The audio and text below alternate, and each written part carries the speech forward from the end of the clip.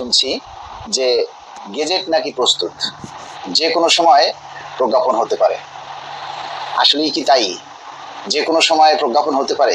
Kaler Kantho, Bangla vision, আরো অনেকগুলো মিডিয়াতে দেখলাম এই খবরই তারা প্রচার করছে যে গেজেট প্রস্তুত 3টি প্রস্তাবে। এই 3টি প্রস্তাবের যে কোনো একটা প্রস্তাব নিয়ে গেজেট হতে পারে, তবে ভাতা সমূহ কাটছাট করা হচ্ছে। আচ্ছা, এখন যদি মনে করেন হঠাৎ করে যদি এই গেজেট হয়ে যায়, তাহলে কি আপনাদের আশা আকাঙ্ক্ষা বা আমাদের দাবি পূরণ হবে? তো আপনারা কি বলেন? আপনারা কি সেই দাবি বাস্তবায়নের জন্য, সেই দাবি আদায় করার জন্য যে কাঙ্ক্ষিত সংগ্রাম, সেগুলি কি আমরা করতে পেরেছি? শতভাগ মূল বেতন আমরা কয়জনে চাই বলেন তো? শতভাগ মূল বেতন আমরা কয়জনে চাই বলেন তো?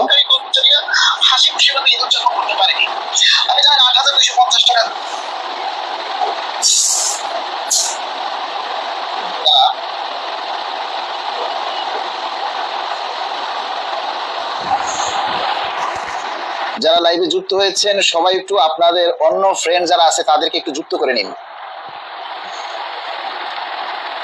আপনার যারা অন্য ফ্রেন্ড আছে তাদেরকে, তারাও যাতে আমাদের কথাগুলি শুনতে পারে বা আমাদের সঙ্গী হতে পারে। আমি এই যে কালের কণ্ঠ যে নিউজটা করেছে সেটা একটু আপনাদেরকে পড়ে শোনাই। সেখানে আসলে তারা কি লিখেছে, কিভাবে বেতনের কাটছিট হচ্ছে, বিষয়গুলি আমাদের তো আসলে একটু জানা দরকার, তাই না? তাই আমরা তারা যে নিউজগুলি করছে সেই নিউজগুলি একটু দেখি।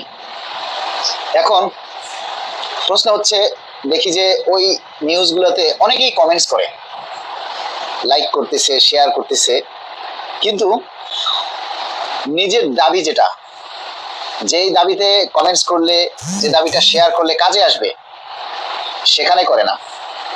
আপনারা এই যে অনলাইন যে নিউজগুলি হয় সেখানে আপনারা আপনাদের মতামত লেখেন। আপনার মতামত কি দেখে? আপনি যে সেখানে কমেন্টস লেখেন, আপনার কমেন্টসগুলি কি মিডিয়ারা পড়ে, নাকি আপনার একটা কমেন্টের আপনি রিপ্লাই দেয় না? আপনারা যারা এই পর্যন্ত অনলাইন মিডিয়ায় মানে আপনারা কমেন্ট করেছেন, কেউ কি উত্তর পেয়েছেন মিডিয়াদের কাছ থেকে? পান নাই। বেতন কাঠামোর গেজেট প্রস্তুত, কাটা ছেঁড়া হচ্ছে ভাতা। আচ্ছা, কাটা ছেঁড়া হচ্ছে ভাতা। দেখি, সরকারি কর্মকর্তা কর্মচারীদের জন্য ঘোষিত নবম জাতীয় পে স্কেল আগামী 1 জুলাই থেকে কার্যকর করার প্রস্তুতি প্রায় শেষ পর্যায়ে। সংশ্লিষ্ট সূত্র জানিয়েছে নতুন পে স্কেলের রূপরেখা চূড়ান্ত হয়েছে এবং খসড়া গেজেটও প্রস্তুত হয়ে গেছে।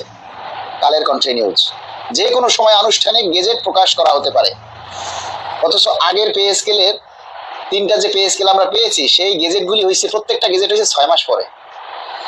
আর আজকে এখনো বাজেট অধিবেশন শেষ হয় নাই, এর মধ্যে গেজেট প্রস্তুত হয়ে যাচ্ছে, গেজেট হয়ে যাবে। অথচ আইনি প্রক্রিয়া, ভেটিং আর অনেক কিছু জড়িত আছে।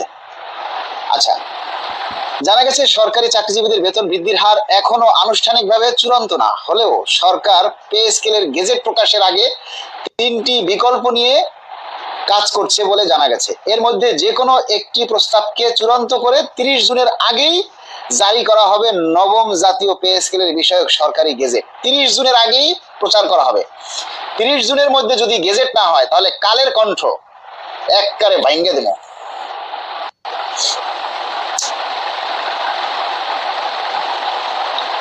এর মধ্যে আচ্ছা, বর্তমান অর্থ মন্ত্রণালয়, জনপ্রশাসন মন্ত্রণালয়, মন্ত্রিপরিষদ বিভাগ প্রয়োজনীয় আইনি ও প্রশাসনিক প্রস্তুতি দ্রুত শেষ করার কাজ করছে।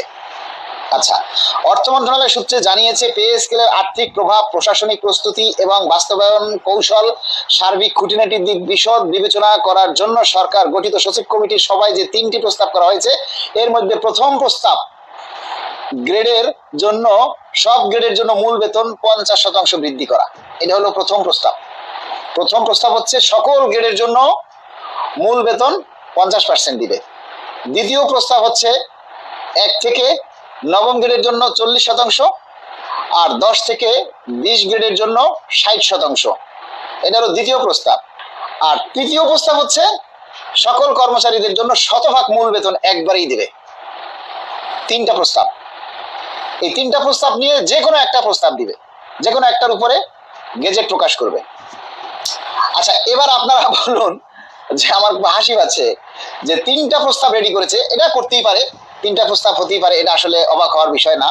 কিন্তু যদি 40%, 50%, 60% হিসেবে গেজেট হয়, তাহলে আপনারা কতটুকু লাভবান হবেন বলেন? কতটুকু লাভবান হবেন?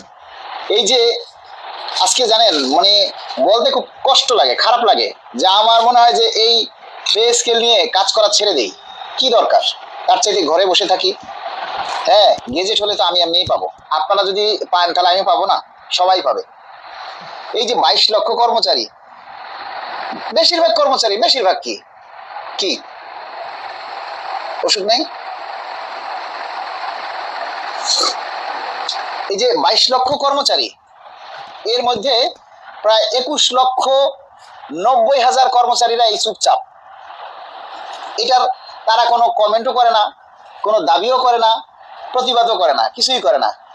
কিন্তু বাকি যারা আছে তারা বিভিন্নভাবে, মানে এখন পে স্কেল নিয়ে একটা কথা বললেই তারা ব্যবসায়ী বানাই দেয়। এরা কোন অভ্যাস রে ভাই? এটা কোন কথা? কিছু বললেই ব্যবসায়ী বলে দেয়, ব্যবসা ভালো হচ্ছে, এটা ভালো হচ্ছে, ওটা ভালো হচ্ছে। এটা কোন ধরনের আজব মানুষ?